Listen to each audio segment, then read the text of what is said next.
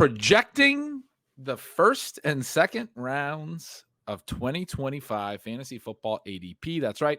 It's going to be our mid-season update, both redraft, 1QB and Superflex. That's what we're doing today on Stealing Bananas. I'm Ben Gretch. You can find the Stealing Signals newsletter at bengretch.substack.com. With me, as always, is Shawn Siegele. You can find all of his great work over at RotoViz. Shawn, this is always one of our favorite off-season episodes. It's always one of the most requested. And then we've always, for the last 3 years, done an in-season update. You mentioned it to me this morning as an option for this week. It felt like a good time. We took a moment prior to the show, because usually when we do this, we talk to each other that we'll do it this week and we give ourselves a night to work on it. We took a moment in our pre-show conversation to just go work on it, or 10 or 15 minutes. And so we literally both just did this. There's a strong possibility one or both of us is going to have missed something obvious. And yet we always love to just do this for fun and to compare notes. And the first thing I said to you as I pulled them in here together is it always shocks me how similar they are at times. We have the same top 5 in redraft for next year. And I felt like this was the hardest I've ever, I think every time I do it, I feel like it's difficult, but I felt like this was the hardest one. I guess I didn't think the top 5 was hard, and we'll certainly get into it. We're going to try to cover both of our first 2 rounds in redraft. You fired a 3rd round in there, which is awesome. I'm excited to mention that one for the listeners. We can compare a little bit to our preseason as we can get there. I got feedback when we did this in the off season that people really like us clarifying where the placement is and those things. And then we also did a Superflex because we wanted to talk through how the quarterbacks fit in. We'll try to fit that in. I'm going to try to do all of this in one show. And because our pre-show went a little long, I got a thing in a little bit. We can't do an extra long show. So we're gonna go kind of quickly through this. I'm just warning the listeners in terms of the explanations. They might not be as robust, but we want to get through all the intel. When we do this in the off season, we usually do round 1 as one episode, round 2 as another, and then we did Superflex as a 3rd this year, I believe. And so this is going to be a jam-packed episode. Everything you like to hear, all the takes, and certainly some of the explanations, but mostly the takes. But yeah, Shawn, right away from the top, we had the same first 5 I mentioned. I felt like this part was easy. I felt like the back of the first round and the second round was incredibly hard. And there's a lot of reasons for that. The running backs that are scoring right now are older. The tight ends aren't scoring. We always do tight end premium, and so we've always been able to mix in some tight ends. There's a big question about how you mix in the tight ends. They aren't scoring. The wide receivers, some of the first-round wide receivers aren't doing so well, right? Some of the aging wide receivers are falling off a little bit. Tyreek Hill was one I had a really hard time trying to figure out where to place because of some of the Tua stuff. There's team-level stuff to consider, obviously. Where are these teams going to be next year? We both put Malik Neighbors at 102, but I also was like, is he 101? Is he 102? Is he 103? Because of Daniel Jones. And what's the quarterback situation going to be there next year? That's the whole question for me with Malik Neighbors, for example.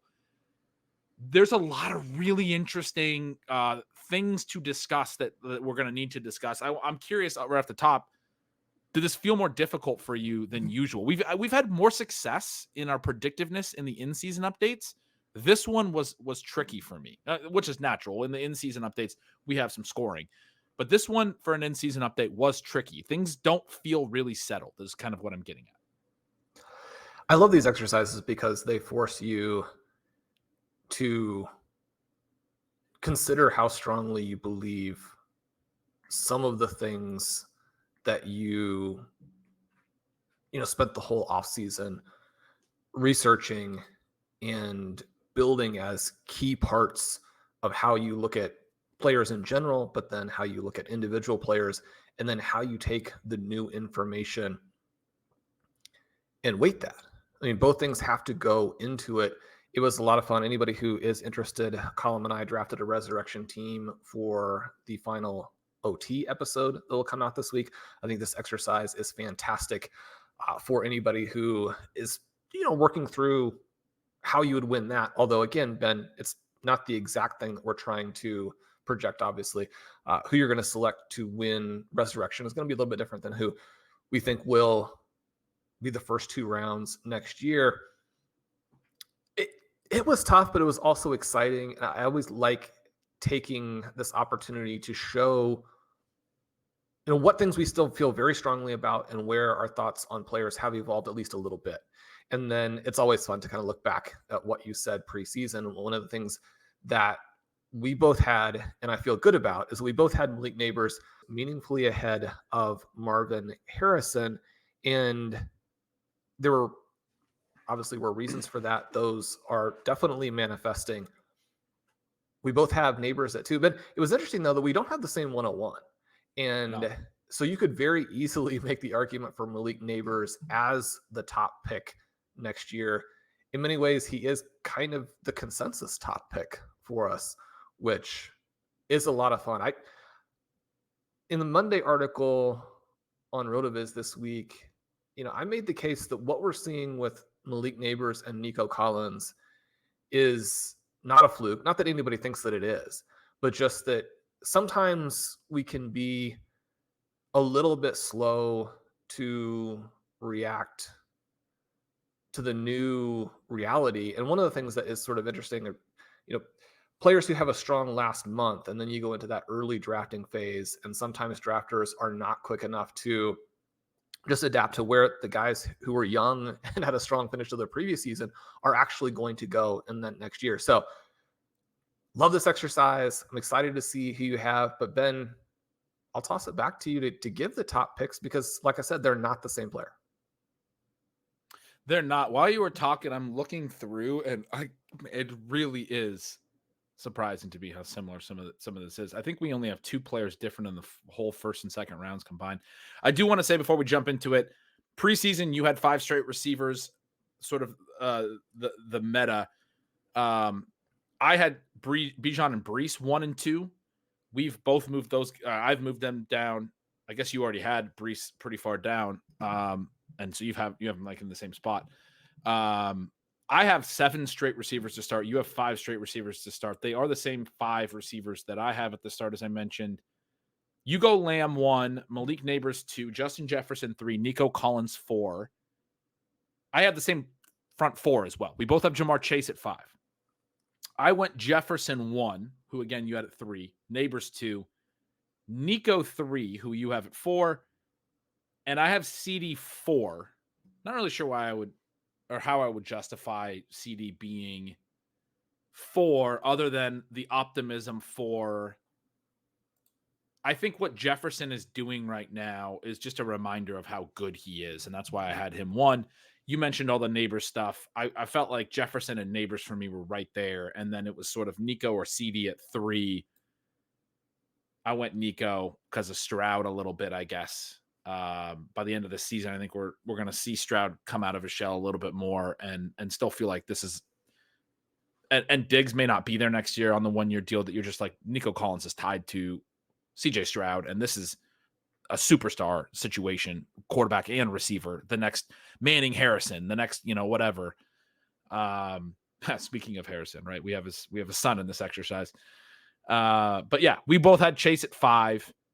Any big? So I think that there's a pretty meaningful tier break, even where I have Collins at 4, but I think he's a very viable 101. Right. That's a great way of putting it. That's sort of what I was alluding to with us both having Chase at 5. I didn't want to speak for you on that, but I think we agree that the first 4 feel strong, right? Jefferson, Neighbors, Nico, and CD. I felt like I could put those in any order. I didn't feel like I could really justify Chase in there when I was doing it. And one of the things that you have mentioned is that the target per route numbers for him are not particularly good. I mean, he's living a bit on touchdowns right now. He's been so good that I don't think that we have any long-term concerns with him. It's been great to see a little bit more vertical element to his game. We don't know if T. Higgins is going to be there. You're locked in with a well above average quarterback, if not an elite quarterback. Maybe you don't have a lot of target competition. For me, the difference between Lamb and Jefferson, I think that the weirdness with the Cowboys offense right now will get cleaned up, and Lamb has still been so good, and I don't think it's going to have hardly any competition there in Dallas, whereas I'm very high on Jordan Addison. TJ Hawkinson is going to come back, and my concern for Jefferson is that the efficiency is going to have to be insane when you have that target competition, and one of the things that we're seeing right now is an elite defense. Sam Darnold has been very good, but the volume hasn't exactly been there. It's just so efficient, and especially running, I would say, a little hot on touchdowns, with the running game also looking better, which we don't necessarily know or think that will sustain, into 2025 necessarily. But I mean, Justin Jefferson, absolutely insanely good. And I mean, I still had him ahead of Nico Collins, who you have him at 103 pick. So anyway, but just thinking in terms of why I have Liam and Jefferson swapped, it's kind of that context. And also the fact that I think, we could have JJ McCarthy there next year, which, I mean, that is potentially a problem. You're making great points. I love it that you're like, you are convincing me pretty well on Jefferson, but I love it because it's your 103. And it's like, this is also what we always do, where we both just said we think he's in the top tier of 4 players. But because one of us is a little higher or lower, you get a little defensive. You have to describe it. I think it makes perfect sense. 106 is where it starts to get really interesting. And I do want to peel the curtain back a little bit and say that there was a player we talked about prior to doing this, sort of in relation to this, was maybe the catalyst for deciding to do it today, that we're really excited about right now. And you have him as your RB1 at 106, and it's Kenneth Walker. We did discuss him. And the reason I say that is you are really excited about him. I had an inclination that you might have him very high when I was doing my list. It's one of the few players that we had sort of pre-discussed. I mean, really excited about him as well. I have him at 112 as my RB4. You put him all the way up at RB1. We have the same top 5 running backs. We both have those 5 running backs coming off between now and the middle of, we're the same top 6 between now and the middle of the second round. And then at 206 for me is Saquon Barkley. For 207 for you is Saquon Barkley. So our 5 running backs, you have Walker, then you go Jahmyr Gibbs, then you go Devon Achane, then Breece, then Bijan. Not exactly in those slots. We'll get to the actual order. I go Gibbs first.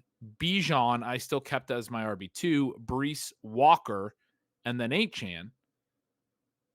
What is it about Walker that has you thinking he's the 106 in the RB1 right now? Or the RB1 for 2025? Right. He's the player who I think best combines all of the attributes that we're looking for, where you have a young player. One of the things I mentioned in some of the pre-season write-ups for him was that he was being described as sort of a super soldier from the future in terms of his build, obviously with positive connotations for that. And that is what he looks like out there. And if anything, you're almost like, man, I wish he would slim down a tad bit. But you're talking about a sub 4.4 guy with that physique who is demonstrating that he can catch the ball. I think that there is a little bit of concern that Zach Charbonnet has looked so good as the backup, specifically in week 3. In week 2, we thought he looked like just another guy. In week 3, a lot better. We know there are some things and reasons they drafted him in the second round, even after they had Walker. And yet you think about guys who have the ability to put up the huge EP numbers and then to crush that from a fantasy points over expected position. I mean, Walker is a guy similar to, Saquon Barkley, for example, who has run very hot on touchdowns early in the season. But I guess I'm very excited about your Washington Husky coordinator. I'm excited about what Geno Smith has done. I still watch those games and feel like Geno mostly has to throw to the first read, which is not exactly what you want, but he's pretty good at making the correct first read and is accurate getting rid of the ball. DK Metcalf has looked very good. This team is going to be good on defense. I think the overall context exists such that at least we don't have to be concerned about it, where there are running backs out there where you look at the context and you even think about a situation that we have right now with Miami, where there are definitely teams out there that if the QB1 goes down, you're suddenly in an absolute catastrophe. Now, it's going to hurt anybody if the top QB goes down, but I really like the context for the Seahawks. And then Kenneth Walker, purely as a talent, I think is the equal and possibly, I think he's the equal of Breece Hall. He might be a little bit more physical, which is a little bit odd. I think that he's probably better at this point than Bijan Robinson. And then you're kind of looking at him in contrast to the smaller, more explosive backs like Gibbs, who obviously has David Montgomery there, and then Achane. And how do you rank those guys? When I ranked them 106, 107, 108, I'm very excited about all three of them. Yeah, so you go after those top 5, Walker, Gibbs, Achane, 106, 107, 108. I'm looking at like our preseason, and I know when I've done this show before, I've been able to find like some little patterns and talk through it. Listeners from the preseason might remember that we had the same 108 through 111 with the same 108, the same 111, and we just had the 9 and 10 flipped from preseason. That was McCaffrey, Amon-Ra, Neighbors, and Trey McBride at the time. We don't have any of that really this time around. It's like the guys that you have, but it all lines up at certain points. Like I said, the first 2 rounds are similar. So the guys that you have like in certain spots, I might have in the early second or whatever. Anyway, the point I'm saying is I'm going to kind of just throw out where guys are a little less easy to understand in terms of where you have them and then where I also have them. So you have Walker 106, 107, 108. I had Walker 112, Gibbs 109. You have Walker, Gibbs, Achane, 106, 107, 108, 3 running backs. And then I have Achane 201. So I had Walker, Achane at the turn. I had Gibbs 109. You have Bowers 109. Something I was laughing about with this as I was looking at it is your preseason redraft had Bowers 107 because it's tight end premium. And he's unquestionably hit to start the year. And he's moved back, despite the fact that 3 guys you had ranked ahead of him at the time have moved behind him, but we've moved some guys up. It's one of the funny things about this exercise. There's some inconsistencies. That's the point that I'm trying to call out here. And we didn't have a ton of time to think about, but you have Bowers 109. I have Bowers 108. Then you go Tyreek Hill 110. And when you think about Bowers, I mean, I don't necessarily feel like he has exactly hit. He had the one good week, but if they move Devontae Adams, which seems almost like a given, we're going to enter a landscape where Brock Bowers could gap the rest of the tight end position the rest of the way by like 50, 60, 70 points. I mean, it could be absolutely massive. Yeah, I guess what I meant with the hit is not necessarily with the points, but in terms of this exercise, we've gotten evidence that he's going to be good and good enough that with his profile and going into year 2 and everything, he's going to be a first-round pick in tight end premium next year. It just looks that way. And if what you just described happens, we're probably too low on him at 108 and 109 in a tight end premium format. You have Tyreek Hill 110. I had him at 205. You have Breece 111. I also had him 111, so we're aligned there. And you have Amon-Ra St. Brown 112. I had Amon-Ra St. Brown 106 because he's off to a pretty hot start other than week 1. He's been earning volume a ton. Even with those other guys there, the fact that Laporta's kind of been less involved in the offense early, and it's really been Amon-Ra, has been, I think, pretty interesting for me. And I have him back. I thought he was a little overvalued in this 106 range in draft season. I have him back there. I have him having a good enough year this year that he's back to a mid-first round pick. My 107 is Marvin Harrison, who you have at 203. Then I go Bowers, Gibbs, Bijan, Breece, Walker, Achane at 201. So I have 7 straight receivers to start with Amon-Ra and Harrison as the 6th and 7th. You have those guys back near the turn. And then I go Bowers, and then I go with those running backs, Gibbs, Bijan, Breece, Walker, Achane. You have the Walker, Gibbs, Achane, Bowers. You have Tyreek at 110. I'm kind of intrigued by that because the offense doesn't look great. He's a little bit older. And then, as I noted, Breece and Amon-Ra. At 201, Jaden Reed, for you, no surprise, you've been high on him throughout. You had him in your second round in the redraft at 211. He has looked great. Jordan Love has looked great. I think the Packers' thesis has looked great.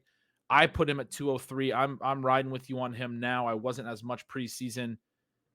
You go to Trey McBride, then Harrison. I have McBride 204. McBride's your 202. Harrison's your 203. Puka Nacua is your 204. I have him back at 210, but in the top 2 rounds. Bijan's your 205. As I mentioned, I have him at 110. Brian Thomas is your 206. I have him at 211. So this is what I'm talking about, where like it's not easy to be like, oh yeah, we're both at the turn here or whatever. Like it seems like a lot of the guys that you pushed higher up in the second round, I kind of had later in the second round, but we both agreed Brian Thomas belonged in here, right? We both agreed Puka Nacua belonged in here. I thought Marvin Harrison would be the 107. You have him in sort of this range with Puka Nacua and Brian Thomas. It's not as clean as it has been at other times, but also there's nobody that I've named yet for either of us that the other one left out. So after my turn, 201 HN, I go AJ Brown 202. He's just so good that when he gets back out there and gets healthy and gets productive again, I think people will still really like him. I had him ahead of Reed. You have him at 208, AJ Brown, but you still have him here in your top 20 picks. I go McBride 204, Tyreek 205. I mentioned you had him at 10. Saquon. I had Xavier Worthy at 207. Obviously, a lot of uncertainty with where this goes with Rashee Rice and everything. You had Xavier at 210, so we're within 3 picks there. I brought Debo up to 208. I don't see Debo on your list, so that's an interesting one. I had Jonathan Brooks at 209. You went into the third round, and you have Brooks in the third round. Then I went Puka, Brian Thomas, finished with Garrett Wilson. You had Garrett Wilson at 303. I have him at 212. And so to finish your second round, I know I'm throwing a ton of names at the people. I'll just read your whole second round, though. Jaden Reed, Trey McBride, Marvin Harrison, Puka Nacua, Bijan Robinson, Brian Thomas, Saquon Barkley, A.J. Brown. You have Kyron Williams. That's an interesting one at 209. Xavier Worthy, Sam Laporta, one I give a lot of thought to. You have him at 211. He sneaks in here. DK Metcalf at 212, another one I considered, did not add into my 2 rounds. I'm not going to read your whole third round right now, but I guess one I want to ask you about is Tyreek Hill at 110, because I had him down at 205. He hasn't really scored a ton yet. I noticed that one of the big selling points for him, even at his advanced age, was how concentrated the volume can be. I noticed while doing the target sprout run right up that I did this week over at Stealing Signals that he's come down to earth quite a bit in that. And so even though it's QB play, but it's also that they're not getting him the ball in the same extreme way. And so with an extra year of age, I thought there might be a little bit of a concern there. The other one I was really intrigued by.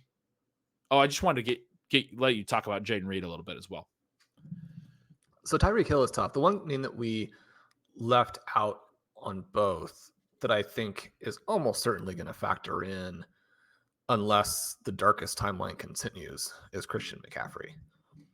So when we left him out, if he comes back and plays, which we both hope, I had no idea. Yeah.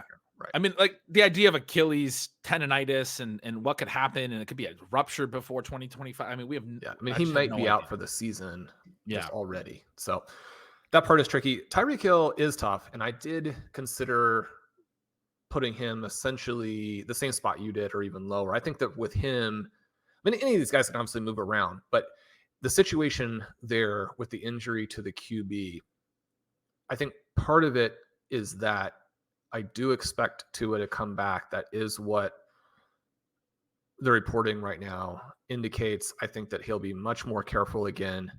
That doesn't mean you're going to be able to survive an NFL season.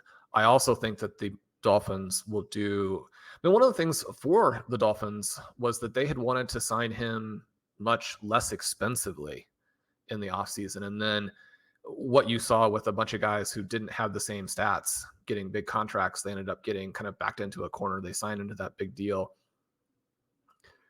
I think with a team that is going to have Super Bowl aspirations, they're going to have to do a better job with the backup QB position, even if it costs them.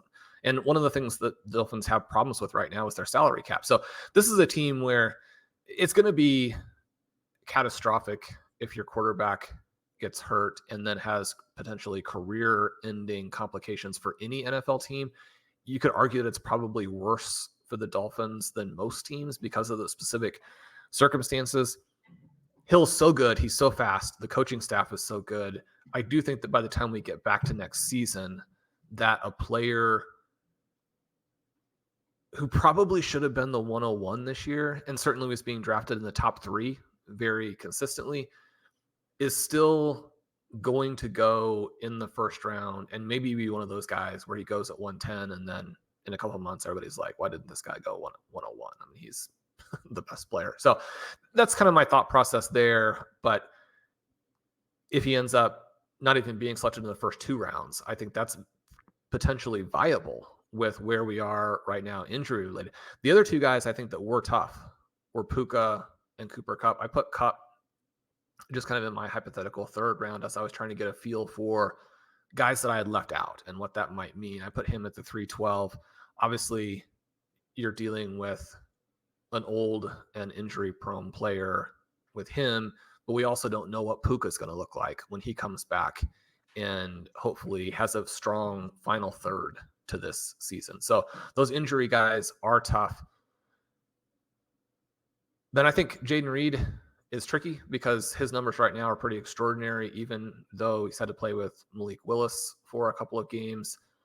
I think that as it works out, you're going to see him score like a borderline first round player this year. And then you're going to go into the offseason, and it's not going to be the exact same conversation, but it's going to be a similar conversation, but just at elevated prices to what it was this year, where there's concern about competing with guys like Dontavian Wicks, who had a huge number of targets in week 4 and has actually dropped a ton of passes this year, hasn't really executed, but has the potential to start executing and even be kind of in that same mix. We obviously loved Dontavian Wicks coming into the season. I just think that Green Bay Packers offense is going to continue to really impress. And as we think about the haves and the have-nots, the Packers are maybe the greatest example of the haves right now. And a team that has that, but has it with a lot more volume than the Minnesota Vikings, who have been kind of the other sort of breakout team from the perspective of just executing everything they want to execute on offense. As we kind of look at some of the like minor differences here, you have Harrison at 7. You weren't that high on him in the preseason one. And then, I mean, he's been pretty disappointing through the first month. So is it a case where beyond the kind of superficial disappointment, there are some really good positives? Are there things where you think that the Cardinals offense is going to dramatically improve and they're going to figure some things out as we go forward? Has Harrison been impressive to you in a way that you didn't expect? Or are you feeling like where he is and where the kind of tactical context is to where if you can get a receiver who's going to score, it's so important as we kind of think ahead to 2025? How does that mix work for you? I have him at 203, which is about where I had him preseason. And I mean, the touchdown ability is there. I've been shocked at how bad the Cardinals have been globally, which I think is a little bit of a problem for him. But then even as someone who's a bit of a Kyler Murray skeptic, I've been shocked at how bad Kyler Murray has been. Yeah, you had him 201 pre-season. I had him 206. I have been impressed relative to my expectations. I didn't think he would earn volume like this right out of the gate. I really didn't. I thought there would be a little bit more of a spread.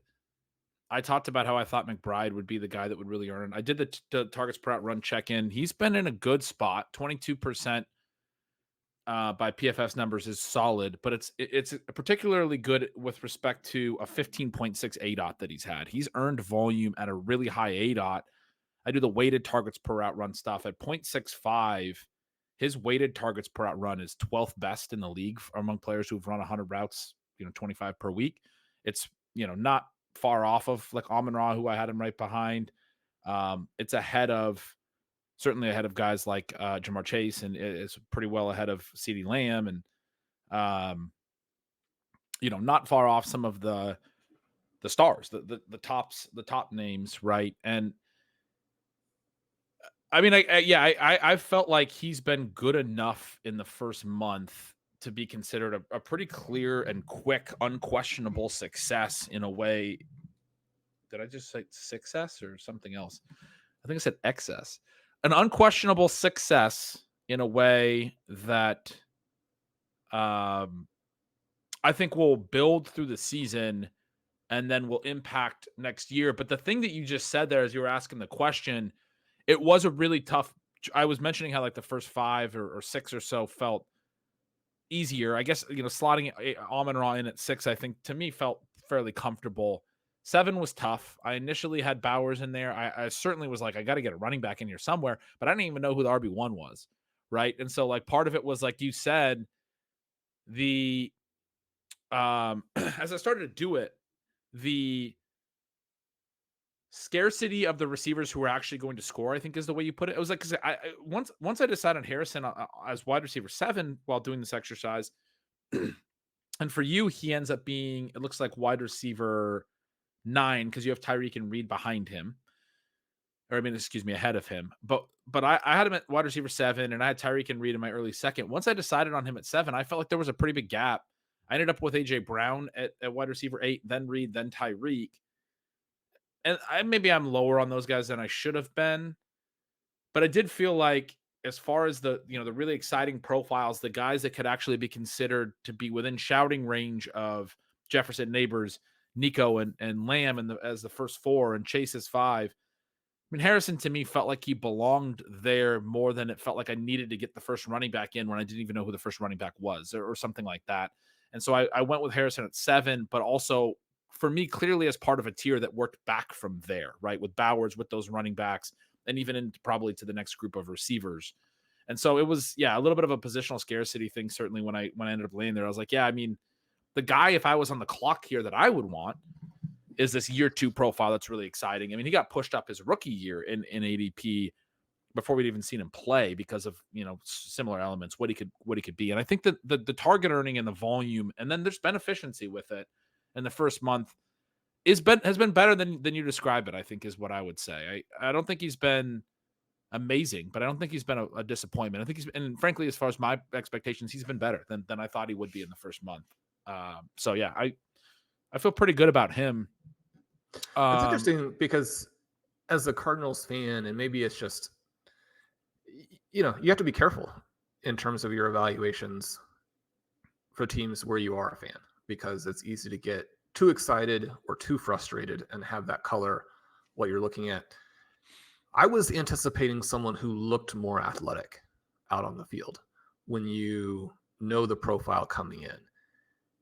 He hasn't demonstrated that type of electric athleticism other than on the touchdown where he stretches out and keeps his body up. But even that is more a body control as opposed to an explosiveness. But the body control's been really good.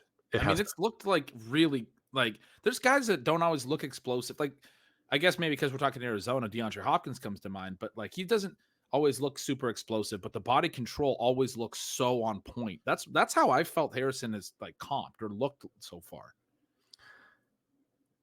The other thing that I was concerned about, and I had sort of brought up to you because I know you do such a good job with understanding this in the projection exercise that you go through, but this element of what the passing volume is going to be with a Kyler Murray.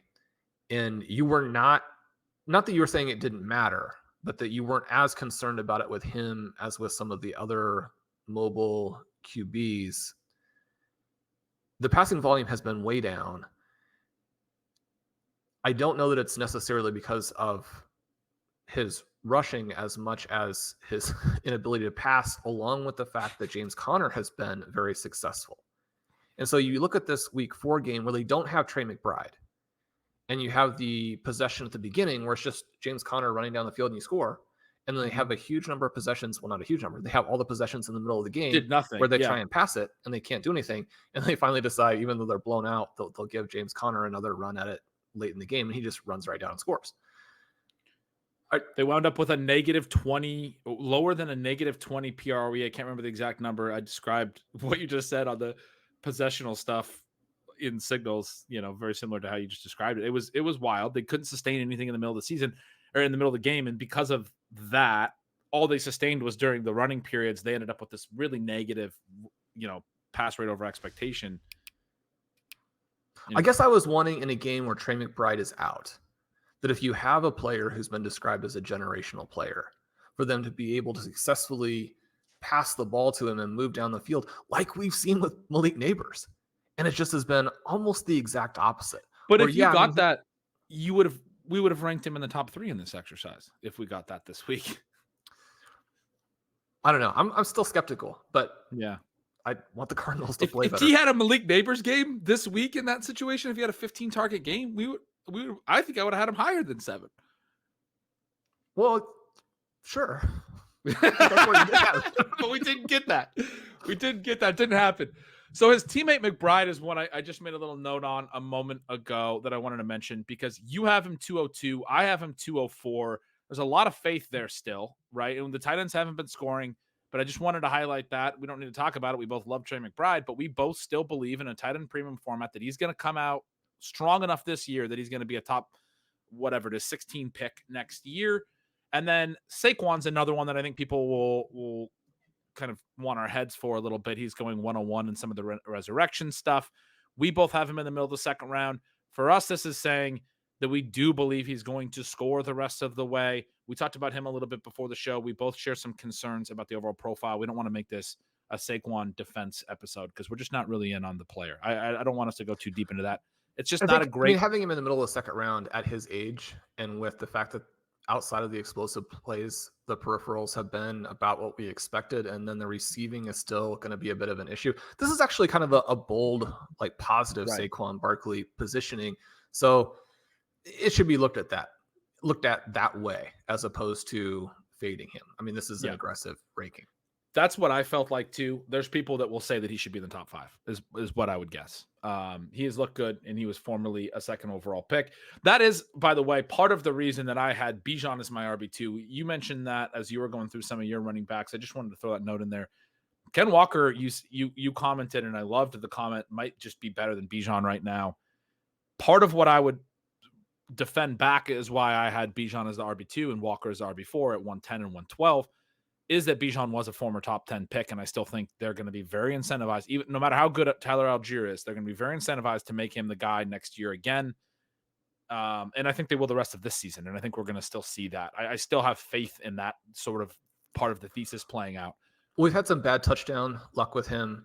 We are still seeing the receiving. If they can get the offense to just function a little bit better, then, I mean, you're talking about Bijan Robinson as a huge player who delivers that Austin Eckler, Alvin Kamara receiving value, which, I mean, again, that's what you're looking for in fantasy. We just really want the whole package to come together. And there are some concerns right now, but I mean, he's very good. He's very good. He was really hard for me to place. You ended up with him at RB5.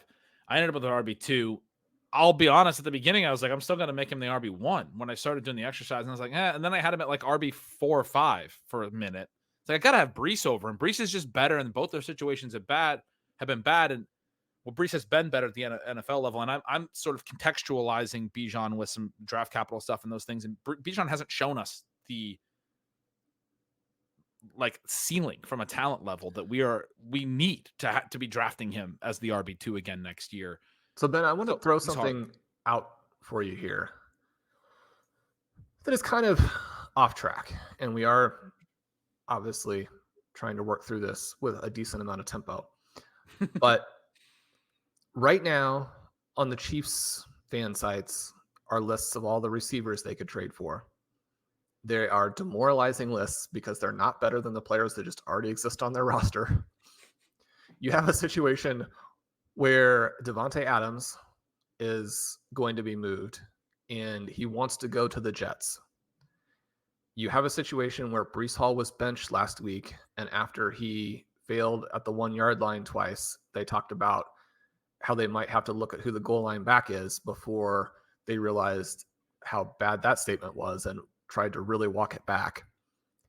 You have Garrett Wilson come out this week and say that he's being used in a very bland role that, I mean, we watched this coordinator try and coach the Denver Broncos, and it was probably the job that he did for the Broncos makes what Shane Waldron and Arthur Smith do look very competent. And it's particularly bad because the hope was Aaron Rodgers can elevate despite that. He knows Hackett's system and all that. But it's particularly bad when we're seeing how desperate offenses are to actually integrate motion and misdirection and play action and all of these like easy buttons. You really need it with the way the defense are playing. You can't just say Aaron Rodgers go beat everything. Things have gotten harder since Aaron Rodgers last played quarterback, and they do none of it, right? They just He's don't. like, well, with the way that we're using Garrett Wilson, my answer on the plays is to throw it to Alan Lazard and Mike Williams, because based on what we're doing, those are the guys who end up open. So my take on this is that the Jets need all of the ammunition that they can possibly get to make to like overcome what they've done at the QB position and to trade for Devontae Adams. The Chiefs need an actual player who matters.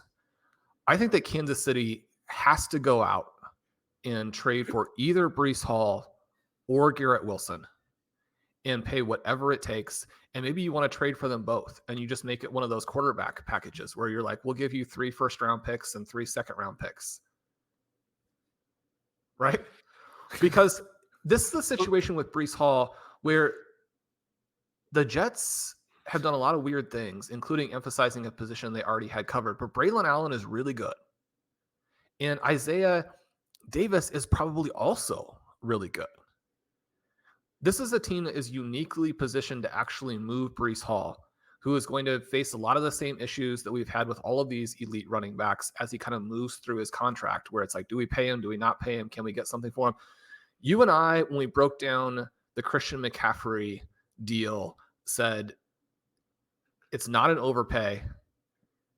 This is a team that just launched themselves into the all-time great offenses because of what they added here. And Blair Andrews had a fantastic article on the site earlier this week talking about that issue that you mentioned in the intro, where tight end scoring is down. He talked about how running back efficiency is up. Certainly running play efficiency is up. The Chiefs, not surprisingly, face super light boxes every single week. Breece Hall is the player that could do for them what Christian McCaffrey did for the 49ers. You don't have to go out and pick up a receiver just because you lost Rashee Rice. It might make more sense to go get a position that's a little bit undervalued, and a position where there's clearly some frustration with your star and you've got elite backups and you need ammunition to go make other moves. You're laughing as I describe this whole potential move here, but where would you have Breece Hall if you were on the Kansas City Chiefs?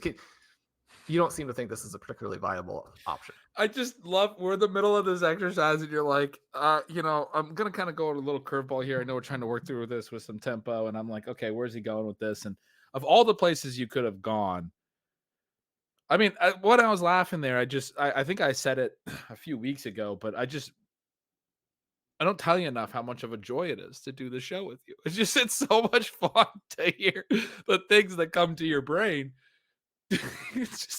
Listen, I want to go on a fan fiction 3-team trade. We're going to get Breece Hall and Garrett Wilson to the Chiefs. My Chiefs are going to get 2 of my favorite players. It's going to make perfect sense. Give up 3 first-round picks to make it happen. Let's do it. I feel like I stepped into a Kansas City Chiefs like Reddit thread where people are just like... There you go. I have Garrett Wilson as the 303. You have him as the 212. Those are optimistic rankings. I mean, this guy has had his career like massively dismantled or at least derailed with what has happened in the first month. The Jets are in some trouble. The Chiefs are in some trouble. We don't actually have Xavier Worthy a lot higher than we had him preseason, even though he's caught some long touchdowns. And now it looks like, well, one of the things that's really weird, you didn't have Rice in yours. I have him in my 3rd round. Whatever the situation is with him, I would hope that he's fully recovered for the 2025 season. And then it's a matter of, like, has the NFL thrown his suspension in on top of an injury, which obviously people I think would object to. But we also are getting weird news out of Kansas City that maybe he is not injured as badly as it seems like. So we don't really know what to make of that. Right. But where are you with these Chiefs receivers and how you're ranking? I played it as if what seems to be the most likely scenario that Rashee Rice is going to miss most of, if not all of 2024, right? Like, he's not going to be back anytime soon. And so I played like he's going to be gone. And so if he's out, and then also he's coming back from an ACL then next year or some type of surgery or something, and there's suspension risk next year. So he was in discussion for me in these 2 rounds, but I I moved him out because it was sort of similar to the CMC thing. There's so much unknown about where he'll be next year. I just felt like I want to focus on the players that I felt like I could square. But because I was also playing it that way, I did think it was really interesting in terms of Xavier Worthy, because Worthy sort of has to be the guy now. And so a couple things I want to say. I did a big targets per route run, right up team by team, broke down basically every player, what they've done through the first month over at Stealing Signals. I was just out this morning as we're recording on Thursday morning. I wrote in that about Garrett Wilson, very similar to what you said, that, with the Adams as a trade candidate, like, because what Wilson is dealing with right now is he actually is earning targets on 23% of his routes, which isn't great, but it's not that far off where we would have expected him to be in a good season. But he's a 5.6 yards per target, which is really dragging down the yards per route run, and the overall production is the efficiency, the after the target efficiency, which is certainly partially on him, which we have talked about on the show. He's having a hard time getting his feet in bounds in some of these things. But if they trade for Adams, and he's having a really hard time right now with the efficiency, I mean, what I wrote was there couldn't have been a slower start to a season than inefficient play, and then murmurs about his role and potential discontent with Aaron Rodgers, and then Devonta Adams trade rumors. That's, like you said, I mean, it's anyway, I literally just wrote that this morning as one of the last teams. And so the way that you said it, I'm sure you haven't had a chance to read that at all, but it was exactly the way that I'm looking at it. It's scary for Wilson. I still ranked him 212. I had a hard time with it, and it was in part because it was like, don't have another great option. And this is a player I love, and I want to believe is really going to be able to overcome stuff. The reason I still put him at 212 was I was like, we don't know for sure that Adams is going to get traded there. I'm sort of making a huge assumption. But if Adams doesn't get traded there, I mean, part of the slow start to me has also been the first two games were really slow. Like, Rodgers just wanted to get his feet under him a little. And then they played in the rain. They played in the rain in week 4. It's been a really weird first 4 games. We haven't seen a lot, which is why it's so frustrating that now they're going to go out and trade for Devonta Adams before we actually got any kind of foothold with Wilson where they could be considered co-number ones. All the tweets this week are, oh, they need to trade for him. They need a number one, which are all tongue in cheek. Some of the tweets have said that, this isn't fair to Alan Lazard. They're number one. They're going to, I mean, everyone's joking about Garrett Wilson right now. But anyway, I agreed with your take. It's been a really frustrating beginning of the season. As far as the Chiefs, the other thing I want to note about the targets per route run stuff is that Xavier Worthy has not earned a lot of targets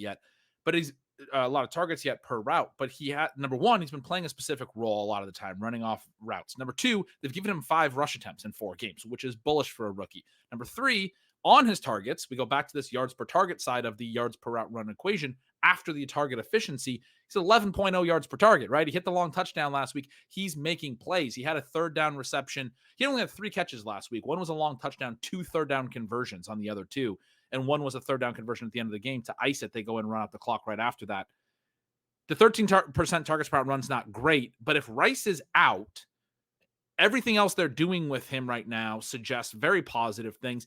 I'll also note there's not another receiver on this team that has at least 20 routes, because I set my limit at 20 routes, which is only 5 routes per game, that has a higher targets per route run than Xavier Worthy's 13%. You have Justin Watson, Juju, and Sky Moore all lower than him. Rashee Rice has been at 32%. He's been dominating the offense, and that's gone now. You have Kelsey and Noah Gray above him. Gray's had kind of a bit role, but also been used some. But it's very clear to me going forward, and Shawn, a name we didn't mention on the Sunday show, I don't think, is Travis Kelsey. And maybe that's just because it's so obvious. But when I went through signals, I was like, man, Kelsey might end up as a tight end one again here. I mean, like, that's the answer. The whole thing was Rashee Rice is taking the Kelsey role. And if Rice is out now, they got to get Kelsey going. And it's not like Kelsey's been horrible. He had a long reception called back by penalty a couple weeks ago where he tried a fake lateral. And then last week, after Rice was out, his routes went to a season high. He had something like 7 catches for 80 yards or something. It was a very classic Kelsey 15 PPR point game. Hasn't scored a touchdown yet. Had a couple of really low reception games when Rice was healthy. But it's got to be Kelsey and Worthy now. It's not Justin Watson. It's not Juju. It's not Sky Moore. We know that. So Worthy, I think, plays off of Kelsey in that way and should have room to play off Kelsey if Kelsey can get going. I do think Kelsey's probably a buy right now for anyone who's like, oh, I can sell high on his one good game because he's been so frustrating in the first month. Go get him, man. Because Rice was taking the stuff that was always Kelsey's stuff, and they now need Kelsey to do that. They got to lean on him a little bit. Yeah, I think that's exactly true. With Worthy, one of the very tiny notes for me, I haven't been concerned about the things that a lot of people are concerned about in terms of being able to run all the routes, in order, to being able to handle press coverage, those types of things. And I also haven't been concerned globally about the drops that were a problem at Texas, in part because during some of that stretch where the catch rate was really low, he had a hand injury. But I did somewhat jokingly point out in this big preseason game, which was too bad from an ADP perspective, that on the touchdown pass from Carson Wentz, he was uncovered. The pass was right to him. He double caught that ball. If there's anyone around him, you're going to have that ball batted away, or you could just drop it. When you come in with some of those questions, it makes you a little bit nervous, simply because if you drop passes early, it's not going to necessarily be very predictive of what happens after that, but it does stick in the quarterback's head, in the play caller's head, those types of things. You think about that long score, and he demonstrated excellent hands on that. As he catches it, as he's going to the ground, all of those things, you're like, well, what's going to happen now? Are we going to see a replay where the ball moves? Is the ball just going to come out and be on the ground? It's just one play, but that was a huge play for him, I think, to establish himself beyond just the fact that it's a big score for your fantasy managers and a big score for the Chiefs in reality. And then on his other handful of catches this year, again, you haven't seen any of the double catches. You haven't seen any concern in his own posture, body language about being able to catch the ball. If he can catch the ball, he's going to be an absolute star. He's going to be wide open consistently, even as the focal point of the offense. Absolutely. That's why we both still have him here in the second round. We both had him in the second round in the preseason edition of this. I want to read your third round real quick, Shawn, because you got through 3 rounds while we were doing this prior to the show, and the people want to know. I want to read it. Dalton Kincaid, 301, still a lot of faith there. And you had Laporta, 211. I only had Bowers and McBride in my first 2 rounds. So you still have some tight ends coming out of this. The elite tight ends coming in that everyone's hating. Some of them are going to come out of this a little bit okay. Kincaid, 301. Olave, 302, who I had in strong consideration as well. Garrett Wilson, 303. Jordan Addison, 304. You got him really making the climb. We all know that you're a big fan of his. Jonathan Taylor, 305. Jonathan Brooks, 306. I mentioned I had him at 209. All depends on what we see from another one of these guys. It's impossible to rank right now. Alvin Kamara and Derrick Henry were your 307 and 308. That's the I just had to put these guys in here section of your third round. George Kittle at 309. Rashee Rice was your 310. As you mentioned, Tank Dell comes in at 311. And I like that Tank Dell ranking as well. Again, Diggs hasn't been such a hit for Houston that it looks like. One of the things I thought with Diggs was if he was good enough right away that they might even extend him and be like, we want him to be a part of this, to another short-term deal. It feels to me like if he keeps playing at this level that they're probably just going to let him walk after the year, which is really bullish for Tank Dell going into 2025. And I think it's also bullish for Tank Dell later in 2024. If Diggs is potentially getting phased out a little bit because they're not getting what they were hoping out of him at the height that they were hoping they would get it. You have that sort of playing out here with Dell at 311, despite us both fully buying into the Nico breakout. You have him 104. Dell, his teammate, will be at 311. And then Kupp was your 312, as you noted, with Puka 204. So still thinking those guys are going to come back and play some football this year, which I mean, they have a bye next week, week 6. We haven't heard a lot about their timelines. We're going to get one more week of the the Whittingtons, right? I wonder what happens in week 7. Like Kupp might be back week 7 based on the fact they never put him on IR. We'll see. Nakua should be eligible at some point. So we'll see how that plays out. But those guys could be back relatively quickly after the week 6 bye is something I've been trying to think through. One of the things that we have at least had reported, which I don't know how reliable it is, and that's not to say that the report isn't the information they're getting, but just simply we don't know on injuries, is that Kupp is probably still quite a bit ahead of Puka if he's able to get back out there and reestablish himself. One of the things is that, I didn't end up ever actually getting it out, but in the rest of season rankings after week 1, Kupp was extremely high because, again, he's actually still Cooper Kupp when he's doesn't have an ankle injury or something like that to deal with. He's open at will. the offense functions so perfectly for him. The other name that I was really considering here, but is so tough when we've now gotten the 2 straight weeks from the Ravens that we sort of anticipated. I still think that Zay Flowers is going to have a fantastic season, and he's going to be entering year 3 as a guy who is the clear engine of the Ravens passing game, one of the best receivers in the NFL, and the only reason he doesn't go higher is that you're talking about limits structurally on just how many passing plays you have in that offense. One name you don't have here that you did have on your preseason, and I thought about but didn't think deserved it, but I think it's interesting because you do have DK Metcalf at 212. As you haven't mentioned Jackson Smith-Njigba, and you didn't have him in your third round. And third round is probably where I would put him. I did lose track of him maybe a bit after I decided not to put him in the first 2 and had DK Metcalf in there.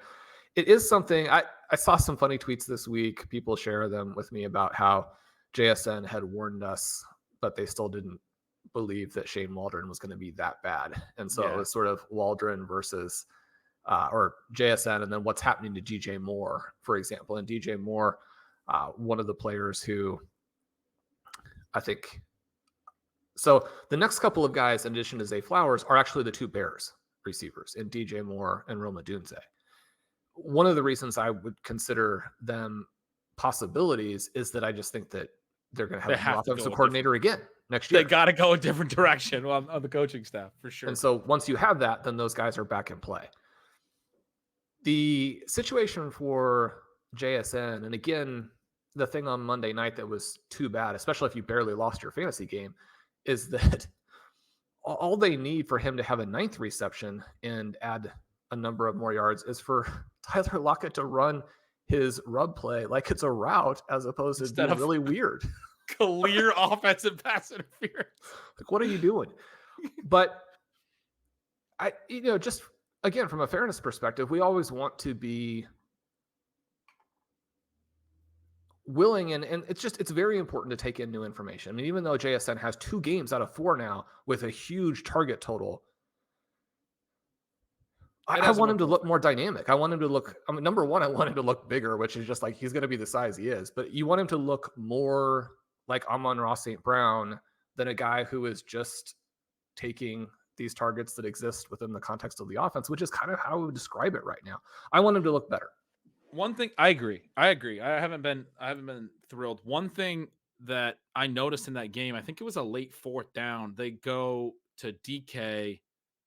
They had kind of a bunch formation on one side. I don't know if you remember this play, but I think it was the 4th down, and they go to DK and they ran from the bunch formation JSN across the field, and he beat his guy. It's wide open. You do remember this. He was wide open, but Gino did the first read right to DK. And I was like, oh God, that's a touchdown. Like, I mean, and they'll see that back on film because he's running right to the fat part of the field. I do think some of those little things in those spots. It's like throwing that one, not the one at the end of the game where he's double covered. Right. I think those things have looked okay and could move toward. We've seen a lot of DK Metcalf first read stuff so far, and rightfully so. He's been great. He's looked good. It's been a good part of the offense. I do think JSN is doing well with what they're giving him and is also putting some stuff out there that might lead to more of those opportunities.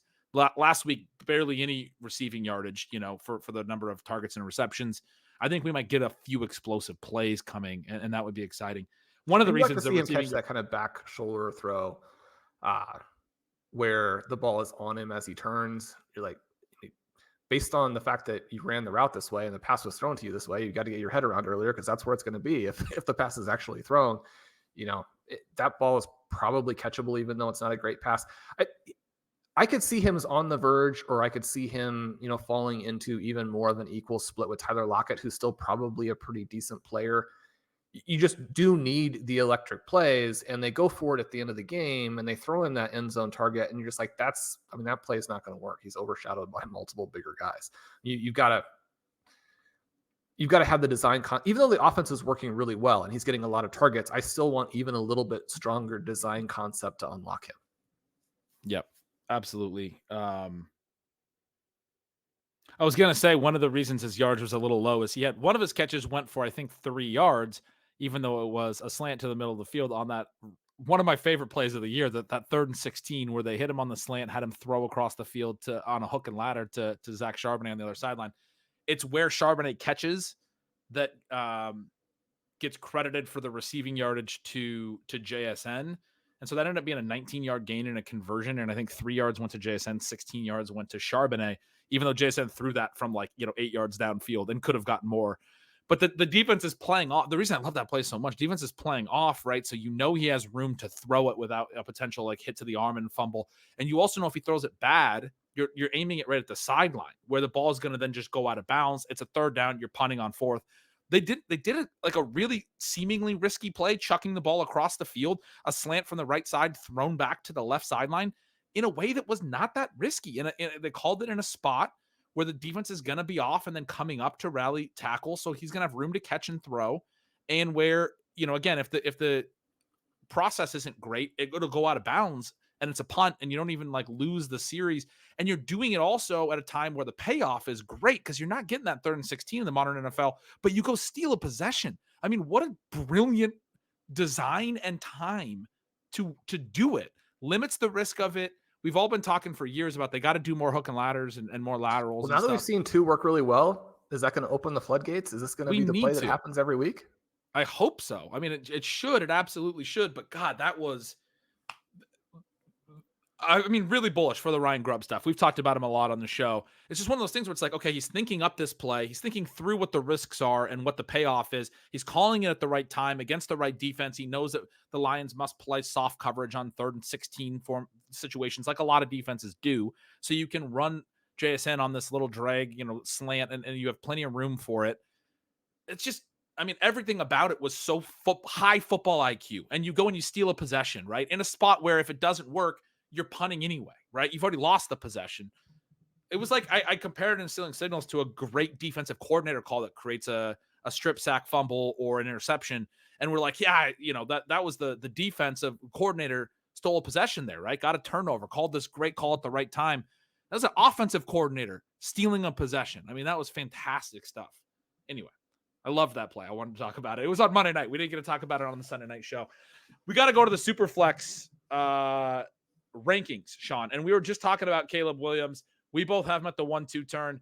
Everything you just said about the coordinator was exactly what I was thinking about when I placed Caleb Williams there. I was like, well, things will be okay going into next year, hopefully. Let's go through it relatively quickly. The skill position players are going to be similar to the ones we did. The quarterbacks will be different. We have the same, we have the same number 1, Jane Daniels, who, by the way, in preseason in our Superflex rankings, you had number 1. I had him 105. We had the same, I think, top 6 then. And I had Daniels at 5. You had him 101 already. You were the true believer. We both have him 101 now. I don't think that really needs a lot of explanation. We talked about it last week on the show where we thought he should be kind of on par with Josh Allen in redraft going forward. And well, one of the things I realized, then he had another amazing game. Go ahead. Yeah, he did. He looks so good. I don't think I've ever, and we've kind of talked to this, but seen a quarterback just so single-handedly defeat another NFL team. I was looking at that Jared Goff game where he completes every single pass. And I guess I'm a lot more concerned about Amon-Ra when you consider that Jameson Williams is breaking out because they're just not throwing that many passes. David Montgomery's still getting a ton of work. Those guys are going to all have to be very efficient. And it's a little bit like the case.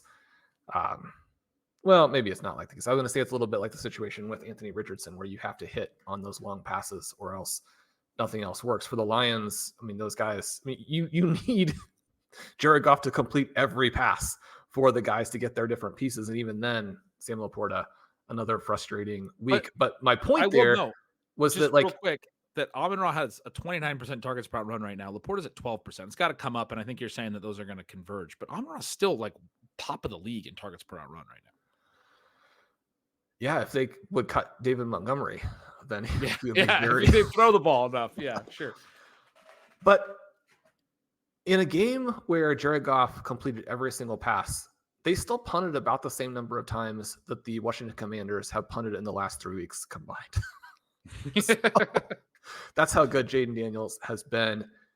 I love the situation for Lamar Jackson. With him, I think it's almost always simply a matter of if you stay healthy. And then Ben, I was disappointed with myself for not having been even more aggressive on Jordan Love in the preseason rankings. I've got him up to 3. The Bills have been interesting in that the first 3 games were against teams that probably were not that strong. We've gotten weird dynamics from their offense across the different games, some explosive performances from James Cook, some performances that aren't as good. We've had Khalil Shakir flash. We've had Keon Coleman flash, but we're not getting the volume for Coleman. We're getting, in week 3, we had some of the flash for Dalton Kincaid. Then they're absolutely humiliated by the Ravens in a game where we've now had a couple of games where Josh Allen hasn't scored particularly well within the context of this current Brady offense. I mean, there's only so far you're going to move down Josh Allen. He's a unicorn, but I do have him 4th. Your rankings would suggest either that you have this as a very close tier, which is obviously the case, or not obviously, is potentially the case, or you think that I'm probably just, maybe I don't want to rank Josh Allen as high as he should be ranked. That's what I would say. I don't have it as that close. I think I have it as Jaden Allen and Lamar pretty comfortably, and then I had like a gap sort of, and I didn't really know what to do, and I just put Hurts at 4. Kind of a spoiler, you have Hurts at 112, so I feel like I'm way too high on Hurts here at 4. But I do think Allen belongs there. I just think he's like tailor-made for fantasy scoring, right? Like he's gonna run in the red zone. He plays so whatever you want to call it, chaotic or whatever, but that is good. Like even as he ages, he's going to have to play to who he is, and there's going to be scrambling in addition to some deep passes and some of those things. But he's gotten smarter this year. He's the overwhelming MVP favorite right now, or at least I heard that recently, but I think when I checked the odds it was closer than I thought. Anyway, he's playing very well. He's making a lot of smarter passes underneath. I think the rushing is just and the way that the NFL is going, he's going to need to keep doing that, right? Like teams are going to take stuff away. You have to run, kind of. So I think I find it hard to be too low on him. And you're not that low. You have him at 4. So you go Jaden Daniels, Lamar Jackson, Jordan Love, Josh Allen, CJ Stroud as your first 5 quarterbacks. We both have these pockets of position players, like we were doing it in tiers. So you have 5, and then you have 5 straight non-QBs. So that's your top tier of quarterbacks: Daniels, Lamar, Love, Allen, Stroud. For me, I add in the 2 mobile quarterbacks that you dropped out, which includes Hurts and includes Kyler Murray. So I had both those guys actually ahead of Stroud and Love, mostly for the mobility. So I go Jaden, Josh Allen, Lamar Jackson, Jalen Hurts, Kyler Murray, CJ Stroud, and Jordan Love. You have the 5 receivers: Lamb, Neighbors, Jefferson, Nico, and Chase that we talked about in the other exercise. I have the 4 receivers without Chase: Jefferson, Neighbors, Nico, and Lamb. And then at the turn, you have 5 straight quarterbacks: Mahomes, Hurts, Caleb, Kyler, Dak. That's sort of your next group. It includes both Hurts and Kyler, who I mentioned I had earlier. For me at the turn, the only guys I have are Caleb and Mahomes. I don't have Dak there. You do have Caleb and Mahomes there with Hurts and Kyler. So it's sort of like through the 202, we have all, it isn't sort of like, it is through the 202, we have the same 14 players. We have the same 5 non-QBs, and we have the same 9 quarterbacks. Then at 203, you had Dak there. I didn't even make Dak, I didn't even get Dak into my list, which is interesting. And I have 6 more quarterbacks in the second round. After Dak, you went Kenneth Walker, Gibbs, Achane, and Bowers, so one of those non-quarterback groups. Then you had Burrow and Purdy. Then you had Tyreek and Amon-Ra, and you finished with Goff, another guy in Goff that I don't have. I do have Burrow and Purdy. After Mahomes, for me, Caleb Mahomes' turn, I went to Chase, Amon-Ra, Harrison, Bowers, Gibbs, a bunch of non-quarterbacks, right? And then the last 6 picks, I did all quarterbacks. I put Drake May at 207, kind of the bold call. I do think we're going to see him soon. And I do think look at what Jaden Daniels, we're ranking him 101, right? I do think there's a scenario where he is good enough and looks good enough. We know that he has the profile that's really good for fantasy scoring, that he should be in this conversation. It's really hard to figure out who comes next in this range, which is probably part of what I would anticipate will be part of your explanation of, the Dak and Goff and me not having those guys and Burrow. I didn't really know what to do with him, but after May, I did go Burrow. I went Justin Fields, who's I think played well enough that he's probably going to be the starter for this year and probably going to be a starter next year, even if it's not with the Steelers for any reason. Man, I thought that after he ran for 1,000 yards in 2022, and after he unlocked DJ Moore and Cole Kmet in 2023, the teams will be clamoring to get him. Instead, it was absolute crickets. He's a weird one. I mean, Justin Fields is good. I didn't know whether to put him in or not, but I eventually was like, he scores well enough that I got to put him in. And a week from now, I probably wouldn't put him in. The next one I'm more excited about and want to defend more. After Fields, I had Geno Smith there. And I think I like that take over even like the Jared Goff, because I think there's a little bit more dynamism. And we're talking so much about what we've seen from Ryan Grubb. And we talked about your DK Metcalf ranking and the JSN stuff, and how excited we are about Kenneth Walker and what that's going to look like next year. Geno, I think, in Superflex is a second-round pick next year. I feel pretty good about that. I don't know that I necessarily have him over the right people or behind the right people, but I think he belongs. And then after that, I finished with Purdy, who you had. And then I didn't know what to do at 212, and we needed to get started. I threw Bo Nix on there. I decided that we'll see enough out of Bo Nix. That's probably not going to be accurate. Let's be honest. But there are outs. They've had a weird start to the season as well. We talked about it with Garrett Wilson. It's been 4 games, man. You can have tough samples in 4 games. They also played the Jets in that week 4 rain fest. That impacted players on both sides. It's 25% of their sample so far. And for Nix, it was coming off of a game where he actually looked as the only really game he's looked good so far, or at least solid. They've beaten 2 good teams. I mean, they've got a fantastic defense, so it's not really him. But it's not really him. But they win in the Bucs game. Prior to that, at Seattle, at home against the Steelers. I don't even really want to defend it. If I could take it back, I would. He doesn't belong here, but I put him at 212, running low on time, just as a year 2 guy that if he shows enough, they might fire, people might get excited, fire him up there. He's been mobile too. I mean, there's been a little bit there. It's not the Drake May profile. The rushing touchdowns, I think, are going to happen. Not huge numbers, but it helps there. What I was thinking on the quarterbacks in the back half of round 2, and Ben, you know that I'm not as big of a quarterback drafter in Superflex, so I might say that I even have too many QBs, but I did want to reflect what I think is the floor for someone like Joe Burrow, who maybe isn't that exciting.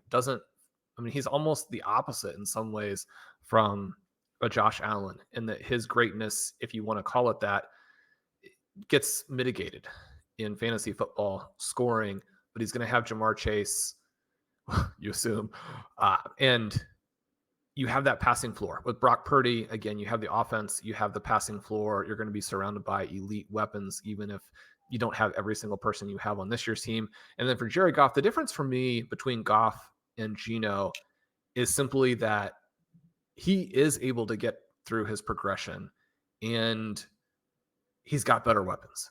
The Lions just have crazy, crazy weapons at this point. I think that Jameson Williams would be a star on most other teams, but the volume just isn't there for him, right? We'll see how that evolves. I continue to, every week you do your, what are they called? You go through mental process, rest of season rankings. It's more. I'm blanking on the word here, but it's more holistic. It's more the human health side, and I don't want to use the word manifesting, but we're thinking through what might happen in the future for Jared Goff and the Lions, and it always includes a little bit less of David Montgomery. If we could get that, then I think you're going to have just one of the most explosive offenses. But they scored 42 points last week, and we're not even impressed. And that's against a defense that we thought might end up being a pretty tough defense.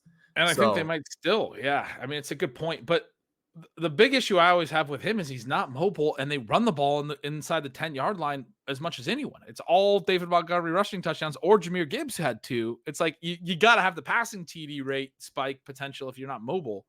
So one of us has Amon-Ra St. Brown ranked too high, and the other one has Jared Goff ranked too Yeah. high. One of us has kind of DK Metcalf too high, and the other one has Geno Smith too high. We're optimistic on both offenses.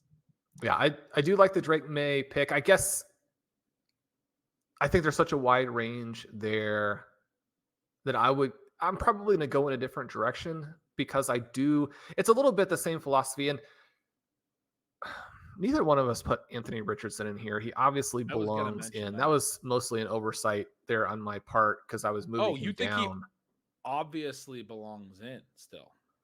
I do, because they're going to go with him. I mean, he has to get benched to not be in. Now, one of the things I have consistently pointed out is that like his ceiling is basically being Justin Fields that nobody wanted. And so now the difference is simply he doesn't take sacks. And for a lot of people, that's the whole thing. And that does matter when you're thinking about success rated possessions, right? But he's got to do a lot to get to where he is Justin Fields on everything else. I mean, do a lot. So I just don't think that he's in the same position of getting benched where Monday night when Will Levis has a little bit of a shoulder thing, you could almost see just the entire Tennessee sideline breathe a sigh of relief and be like, thank goodness we can do what we had to do anyway. Yeah. Well, the other thing about Richardson that's a major concern is he just doesn't protect himself. He gets knocked out of this game again. I've been talking about it since week 1. He took a bunch of shots week 1. That's what happened last year. And I genuinely want to see this dude stay healthy. Like I think it's for the best for everyone. I don't want him to get hurt, but he doesn't protect himself very well. It's tough as a fan. But there's that element of it too, where, I mean, if he's not protecting himself and he's taking a lot of big hits because he just doesn't necessarily, it seems like he just doesn't have a feel for it, like a feel for the game. He expects to be bigger and faster than everyone because he always was at all the other levels. He didn't play a lot of college.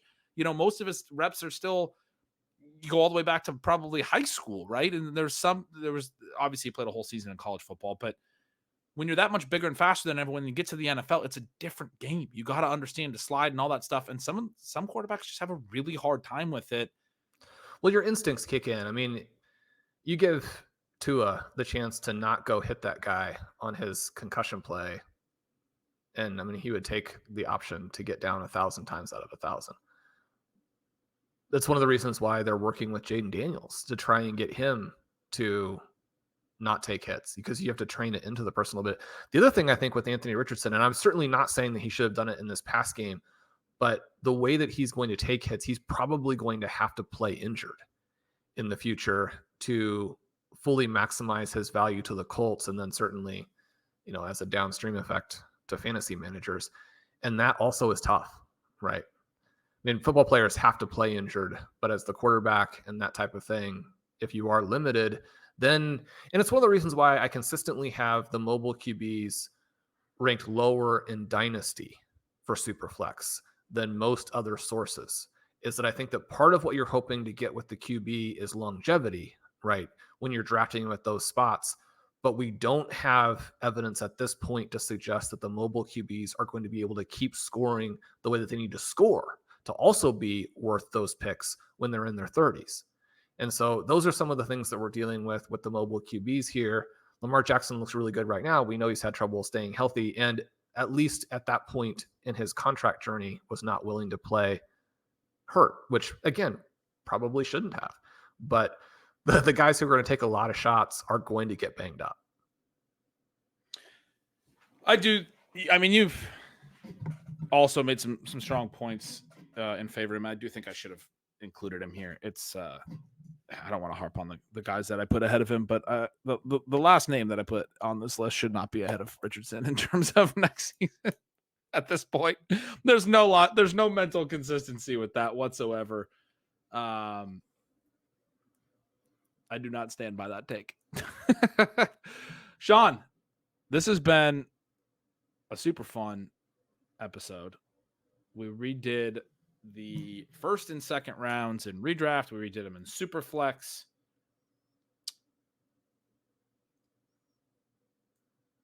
Yeah, that's all I got. I'm trying to come to like some interest. Like, I was looking at our preseason lists to see if there was any, like, you know, interesting little nugget about the movement and stuff. I mostly hit the ones that I thought were interesting. I don't know if you see anything. Christian McCaffrey on neither of our lists is interesting, but we know why that is. Most of the players in our first rounds are back in our first rounds. We both had neighbors at 9 and 10. Some of the players that we were really high on are not up there anymore, like Garrett Wilson, who we both had in our top 6 preseason. It has been as bad of a start for Garrett Wilson as you could have. And yeah, these Adams rumors they're threatening to make it much, much worse. I had Rashee Rice, 202. That looks really great in hindsight, except for the part where he got hurt last week. Yeah, he would have been even higher. I had Achane at 112. That's another one that we talked about a lot in the pre-draft where you had left him off, but I think we're like really close to having him. And now I have him higher than you have him. You have him quite a bit higher than me. I had him at 112. Somehow he went down to 201 for me. You got him at 108, ready to accelerate into year 3. Yeah, fun exercise to think through these things, get out there, make those trades. This is the way that the 2023 first and second, or 2023. Wow, that's not the year. 2025 first and second rounds are going to look until we decide that we need to update this again in 4 weeks. So much fun. This has been Stealing Bananas. I'm Shawn Siegele. With me, as always, is Ben Gretch. You can follow at yards per Gretch at Stealing Siegele. As you mentioned, the targets per route run piece out today. Follow him at Stealing Lines. Get all that betting insight with his project with Dalton Cates. Subscribe to the Stealing Signals YouTube and make sure you have notifications clicked so you know when we go live on Sundays, but especially when Ben goes live during the week. We'd love to have you guys over at RotoViz. Coupon code RVRadio 2024 for 10% off your 1-year subscription. Colin and I are going to be hosting a Guillotine League next week. If anybody wants to get in on that, let Colin know. Leave us a rating and review. Helps us a ton with the algorithm. We love you guys. We'll talk to you soon.